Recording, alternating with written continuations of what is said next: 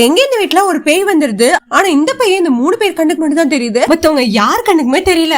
உண்மையாலுமே பேய் தெரியுதாடி அப்படின்னு அவங்களுக்கு கேட்டுட்டே இருக்காங்க. ஐயோ முன்னாடி குத்துக்களுமா நின்னுட்டு இருக்கா, நான் ஏன் பொய் சொல்ல போறேன் அப்படின்ட்டு என்ன காப்பாத்துங்க காப்பாத்துங்கன்னு இருக்காங்க. ஐயோ என்ன பண்ணலாம் அப்படின்னு உள்ள போனவங்களும் ஃபுல்லா யோசிச்சுட்டு சரி நம்ம வீட்டு பெரியவங்க கிட்ட போய் கேட்போம் அப்படின்னு அவங்க கிட்ட செத்து போன மகாலட்சுமி தான் வந்திருப்பா, அவ்வளவுதான் இருக்கும். நீ என்ன பண்ற, உப்பு மிளகாயும் அவங்க கிட்ட கொடுத்து அவங்க மூச்சில போட சொல்ல, அடுத்த நிமிஷம் அவ காணாம போயிடுவாடி அப்படின்றாங்க. இவங்களும் அதே மாதிரி கொடுத்து தூக்கி வீசுறாங்க.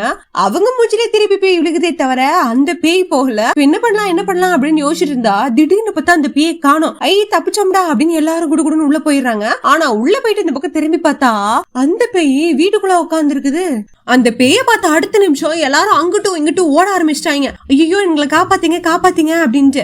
அப்போ மறுபடியும் அந்த 3 பேர் மட்டும் தரன்னு ஒரு ரூம்குள்ள போட்டு பூட்டிக்கிறாங்க. அங்கதான் அந்த வயசான பாட்டியும் இருக்காங்க. ஐயோ எங்களை காப்பாத்துங்க அப்படின்னு மறுபடியும் உள்ள இருந்து கத்த ஆரம்பிச்சிட்டாங்க. இப்ப எப்படி இவங்களை காப்பாத்துறது தெரியலையே அப்படின்னு வெளியே இருக்கவங்கள புலம்ப ஆரம்பிச்சிட்டாங்க. அந்த பையும் அங்கிட்டும் இங்கிட்டும் மாறி நடந்துகிட்டே இருக்குது. இந்த பைய பார்த்த அடுத்த நிமிஷம் அந்த பாட்டியும் அந்த இடத்துலயே உச்சா போயிடறாங்க. ஐயோ பாட்டி உச்சா போயிட்டாங்க அப்படின்னு கத்துறாங்க. அம்மாக்கு உச்சா போற துணி எடுக்கிறதுனா அவ்வளவு மொட அப்படின்னு திட்டிட்டு டயப்பர் வாங்கணும்னு வேற என்கிட்ட கேக்குறா. அதெல்லாம் முடியாதுன்னு சொல்லி அடிச்சு விட்டேன் அப்படின்றாங்க. ஓ அப்படியா, அதனாலதான் உருன்னு இருந்தாளா அப்படின்னு அவங்க அம்மாவும் சொல்றாங்க.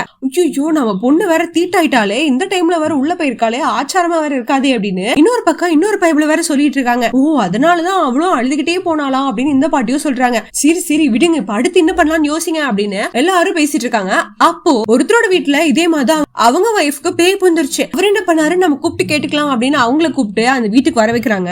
அவங்க வந்தா கையில ஒரு கயிறை கட்டி விட்டு இப்ப நீங்க போய் அந்த பேய விரட்டி விடுங்க அப்படின்னு சொல்லி கட்டி விட்டு பேய டம்முன்னு அடிச்சு வெளியே வர வைக்கிறாங்க. எல்லாரும் குடுகுடுன்னு வெளியும் வராங்க. வெளியே வந்தா அந்த பேய் இவங்க 3 பேரை வச்சு அடி நடிச்சு எல்லாத்தையும் ஒரு ரூம்குள்ள போட்டு விரட்டி விட்டுறாங்க. அவங்களும் போய் டப்புன்னு கதவை சாத்திட்டு உள்ள இருந்துக்கிறாங்க.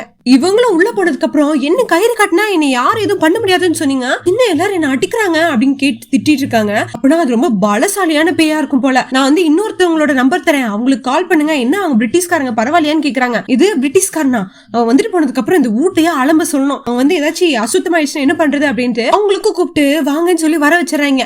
சரி உங்க பொம்மநாட்டிங்களா ஏதாவது தப்பு பண்ணிட்டாங்களா, அதனாலதான் இந்த மாதிரி பேய் அவங்களுக்கு கண்ணுக்கு மட்டும் தெரியுதா அப்படின்னு சொல்லி புதுசா வந்தவர் கேக்குறாங்க.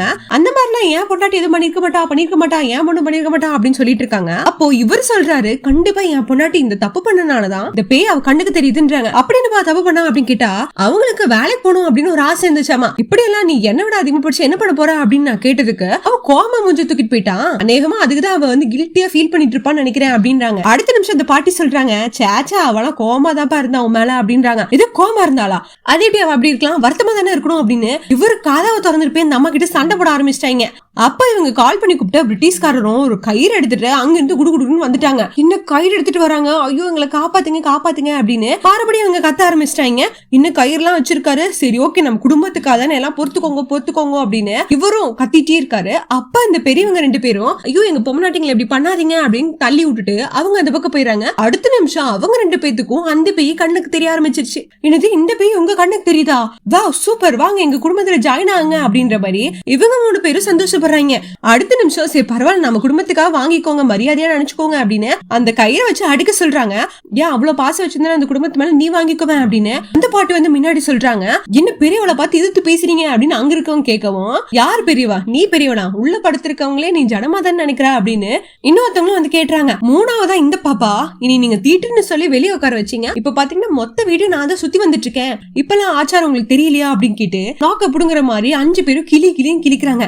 இதெல்லாம் சரிப்பட்டு வராது, அந்த கயிறை எடுத்து அடிங்க அப்படின்னு மறுபடியும் சொல்றாங்க. இதுதான் அடிக்கிறதா, இந்த கயிறை குடுறா நீ வெளியே போடா அப்படின்னு சொல்லி அவங்கள வெளியே அனுப்பிச்சு விட்டு இத்தனை நாள் நீங்க எவ்வளவு டார்ச்சர் பண்ணீங்க ஆச்சாரம் சொல்லிட்டு இப்ப கொடுக்கறேன் பாரு ஆச்சாரத்தோட பலனை அப்படின்னு சொல்லி அடின்னு அந்த 4 பேரையும் வெளுத்து விட்டுறாங்க. இந்த மாதிரி ஆச்சாரம் சொல்ற கேஸ் உங்க வீட்லயும் இருந்தாங்கன்னா எஸ்னு ஒரு கமெண்ட்டை தட்டி விட்டு போங்க மறக்காம. நெக்ஸ்ட் சந்திப்போம். சரி பை.